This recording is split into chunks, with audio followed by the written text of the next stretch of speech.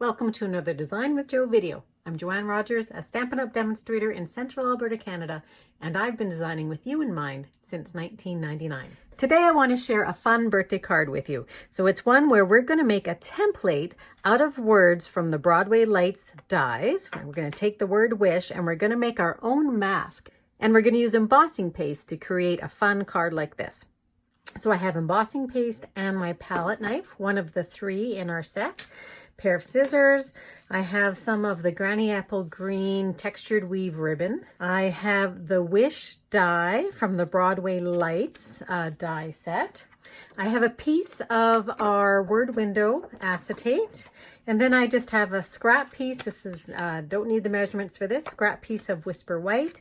And then I have a 4 by 5 1/4 Poppy Parade and a 5 1/2 by 8 1/2 basic black that I've scored at 4 1/4. We're going to start with our piece of window sheet, and this one I've cut down to 4 by 5 1/4. I just want lots of space around my words so that when I'm going to be using it as a template with my embossing paste, that I don't have to worry about going off of the edge and getting it onto my paper. So this is cutting side down, and I have my precision base plate on my Big Shot platform and my thin die adapter, and then I just have one standard cutting pad on top and just run that through your die cutter. And you can tell it makes a lot of noise when it's actually cutting through that plastic, because that is really thick, hard plastic. So don't be scared about that.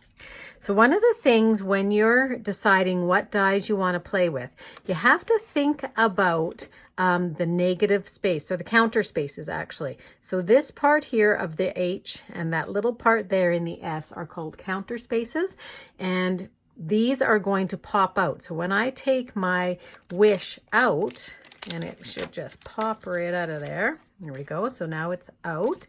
I am going to be left with this. I'll put it on the black so you can see it. So you have to have a letter that is going to be readable still if you don't have that counter space in it. So this one works fine because we can still read that as wish. So just keep that in mind when you are going to be deciding to do this with words that you have at home. So I'm just going to pull in my piece of Poppy Parade, and I'm going to put my wish right in the very center of it.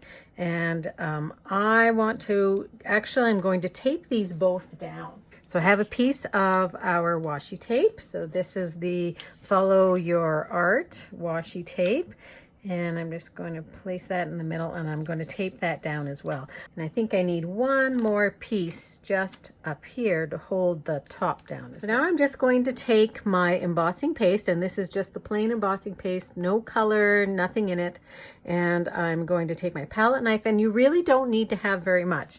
And I'm going to put that right over top of my template. And if you have areas that want to raise up, like that one sort of wanted to raise up, then just sort of work it in the same direction. So that piece wants to pull up this way, so I'm working my paste this way on it. So I don't want to put on too much paste. You actually do not, the little bit goes a long way. In fact, I'm going to take a little bit off into my jar here.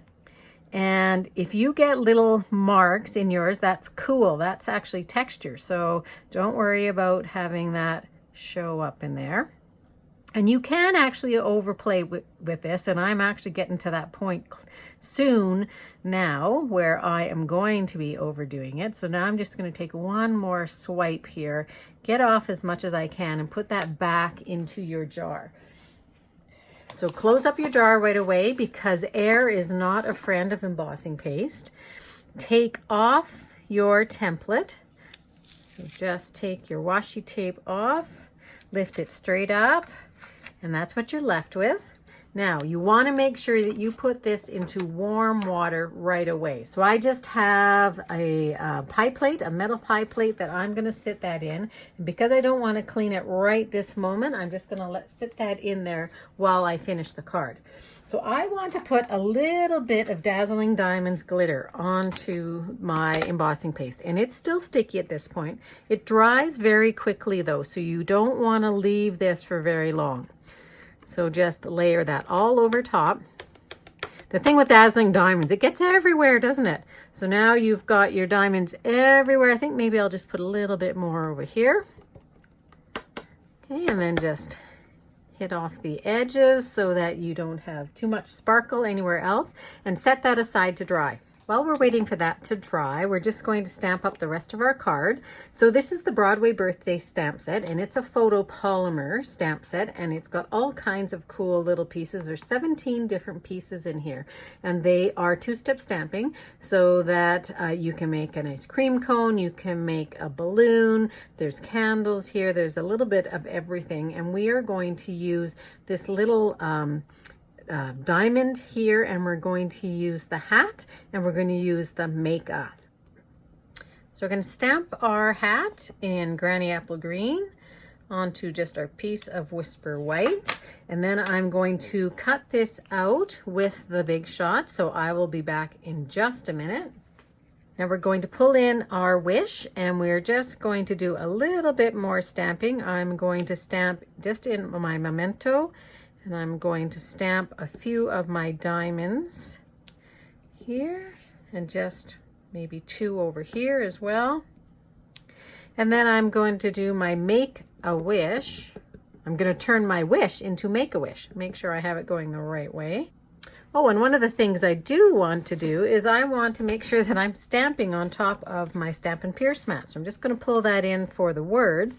And I'm going to try and get this as straight as possible just by eyeballing it.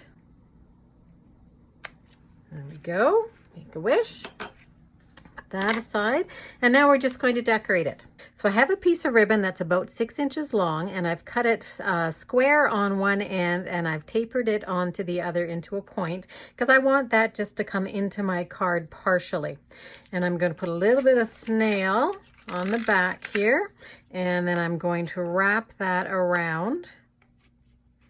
Go, and I probably will put just a tiny little bit of snail here just to hold it in place.